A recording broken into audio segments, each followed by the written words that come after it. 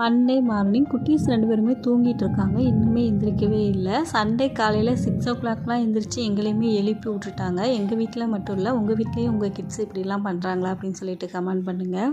குட்டீஸ் 2 பேருமே ஒரு வழியாக எந்திரிச்சிட்டாங்க. அவங்க 2 பேரையுமே அவங்க டாடி குளிக்க வச்சு கிளப்பி விட்டுருவாங்க. நான் அதுக்குள்ளே பாப்பா 2 பேத்துக்குமே பிரேக்ஃபாஸ்ட்டு ரெடி பண்ணணும். இட்லியும் பால் வச்சு கொடுத்தா பாப்பா 2 பேருமே நல்லா சாப்பிட்டுக்குவாங்க.